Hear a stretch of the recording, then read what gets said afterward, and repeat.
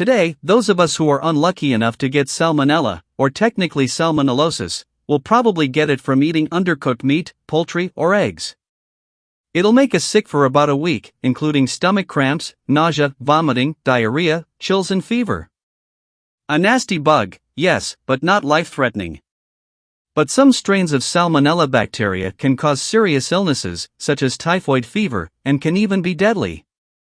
One strain in particular, known as paratyphi, causes enteric fever, or fever in the intestines. When left untreated, the bug can kill up to 10 to 15% of those it infects. Paratyphi is now extremely rare, and mostly strikes people in developing countries, where sanitary conditions may be poor. According to new DNA research, however, an outbreak of this deadly form of Salmonella may have contributed to the 16th century downfall of the Aztecs. In the decades following the arrival of Spanish conquistadors in 1519, the Aztecs suffered several devastating waves of disease. In their native language, Nahuatl, the Aztecs called such outbreaks Cocolitli, for the word pestilence. One major Cocolitli, between 1545 and 1550, is believed to have claimed the lives of more than 80% of the Aztec population. Another major outbreak hit in 1576, bringing the total death toll to between 7 million and 18 million.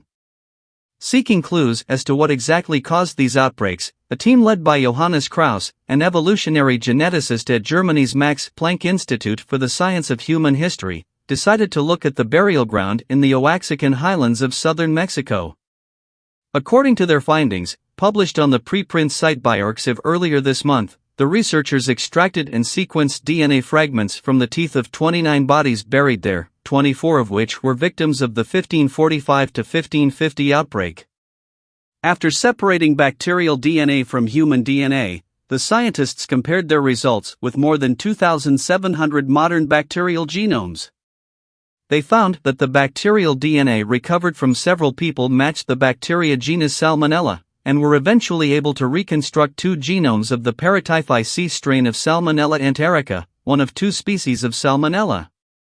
Previous studies have suggested typhus, smallpox and measles as possible causes of the massive Aztec demise. In 2002, researchers at the National Autonomous University of Mexico, UNAM, in Mexico City proposed that a viral hemorrhagic fever, combined with drought, killed millions of Aztecs. They compared its magnitude to the Black Death, which killed as many as 20 million people across 14th century Europe. None of these prior hypotheses have been supported by DNA evidence, however, making the new study a particularly intriguing development.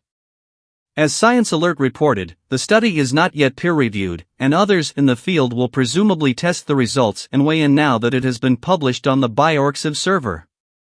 At least one scientist, Maria Avila Arcos, an evolutionary geneticist at UNAM who was not involved in the new study, remained skeptical that Salmonella could cause so many deaths.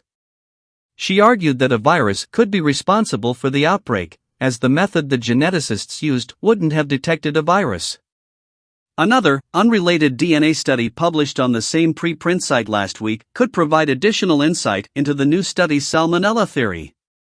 That research, led by the microbiologist Mark Achtman from the University of Warwick in Coventry, United Kingdom, collected and sequenced a bacterial genome taken from the remains of a young woman buried in a cemetery in Trondheim, Norway in the year 1200.